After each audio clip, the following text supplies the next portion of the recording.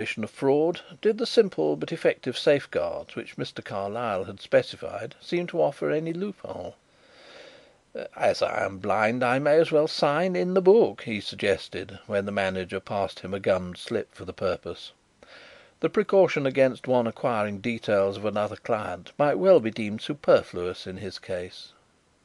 But the manager did not fall into the trap.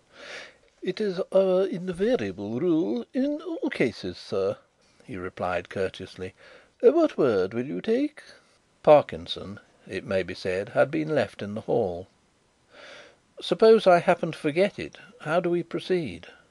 "In that case, I am afraid that I might have to trouble you to establish your identity," the manager explained. "It rarely happens." "Then we will say conspiracy." The word was written down and the book closed. "Here is your key, sir. If you will allow me your key ring." A week went by, and Carrados was no nearer the absolute solution of the problem he had set himself. He had indeed evolved several ways by which the contents of the safe might be reached, some simple and desperate, hanging on the razor edge of chance to fall this way or that; others more elaborate, safer on the whole, but more liable to break down at some point of their ingenious intricacy. And setting aside complicity on the part of the manager, a condition that Carrados had satisfied himself did not exist, they all depended on a relaxation of the forms by which security was assured. Carrados continued to have several occasions to visit the safe during the week, and he watched with a quiet persistence that was deadly in its scope. But from beginning to end there was no indication of slackness in the business-like methods of the place, nor during any of his visits did the "tawny man" appear in that or any other disguise. Another week passed. Mr. Carlyle was becoming inexpressibly waggish, and Carrados himself, although he did not abate a jot of his conviction, was compelled to bend to the realities of the situation. The manager, with the obstinacy of a conscientious man who had become obsessed with the pervading note of security, excused himself from discussing abstract methods of fraud. Carrados was not in a position to formulate a detailed charge. He withdrew from active investigation, content to await his time. It came, to be precise, on a certain Friday morning, 17 days after his first visit to the safe. Returning late on the Thursday night, he was informed that a man giving the name of Draycott had called to see him. Apparently the matter had been of some importance to the visitor, for he had returned 3 hours later on the chance of finding Mr. Carrados in. Disappointed in this, he had left a note. Carrados cut open the envelope and ran a finger along the following words: "Dear Sir, I have to day consulted Mr. Louis Carlyle, who thinks that you would like to see me. I will call again in the morning, say at 9 o'clock. If this is too soon, or otherwise inconvenient, I entreat you to leave a message, fixing as early an hour as possible. Yours faithfully, Herbert Draycott. P.S. I should add that I am the renter of a safe at the Lucas Street Depository. H.D." A description of Mr. Draycott made it clear that he was not the West End bookmaker. The caller, the servant explained, was a thin, wiry, keen-faced man. Carrados felt agreeably interested in this development, which seemed to justify his suspicion of a plot. At 5 minutes to 9 the next morning, Mr. Draycott again presented himself.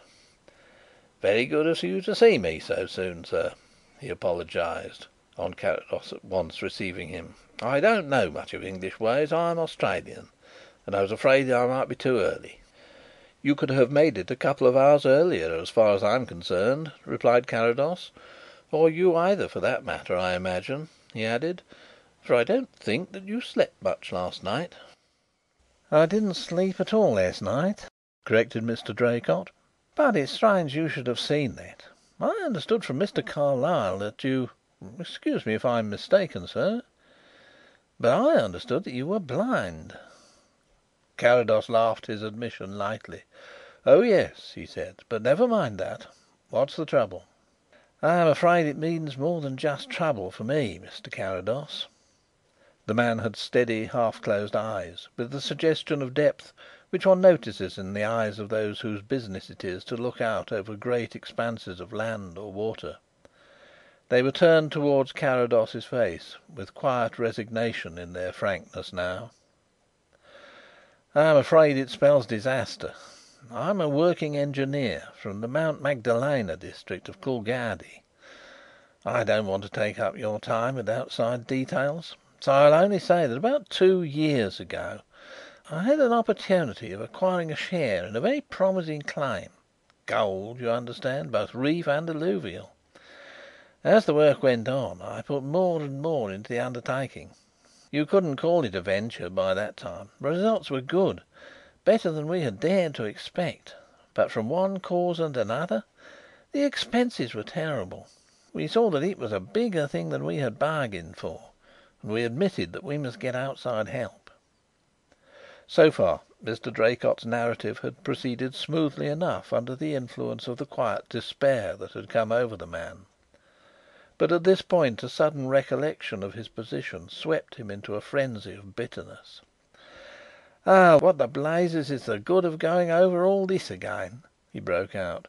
"What can you or anyone else do anyhow? I've been robbed, rooked, cleared out of everything I possess." And tormented by recollections, and by the impotence of his rage, the unfortunate engineer beat the oak table with the back of his hand until his knuckles bled. Carrados waited until the fury had passed. "Continue, if you please, Mr. Draycott," he said. "Just what you thought it best to tell me is just what I want to know." "I'm sorry, sir," apologised the man, colouring under his tanned skin. "I ought to be able to control myself better, but this business has shaken me.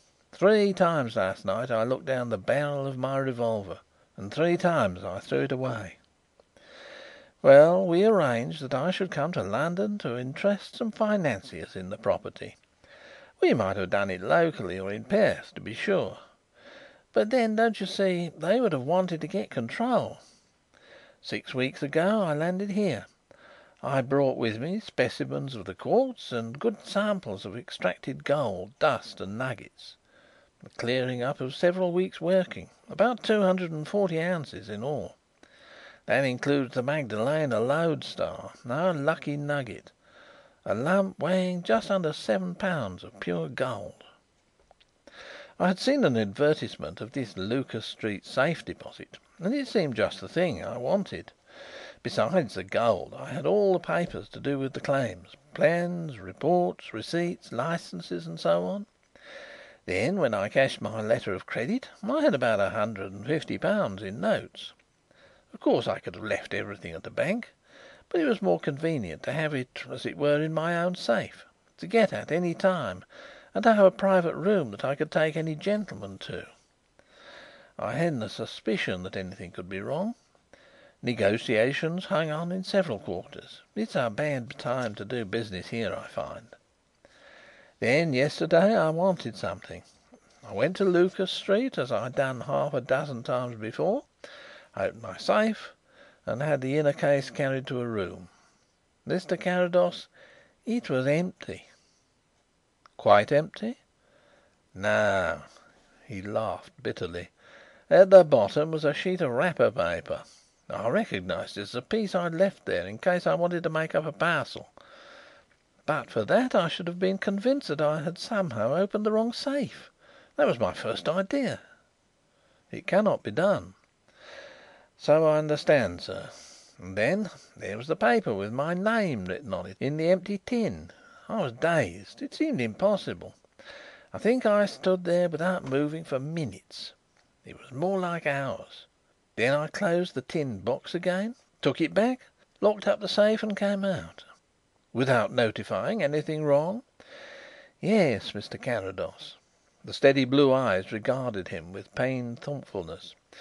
"You see, I reckoned it out in that time that it must be somebody about the place who had done it." "You were wrong," said Carrados. So Mr. Carlyle seemed to think. "I only knew that the key had never been out of my possession, and I had told no one of the password. Well, it did come over me rather like cold water down the neck, that there was I alone in the strongest dungeon in London, and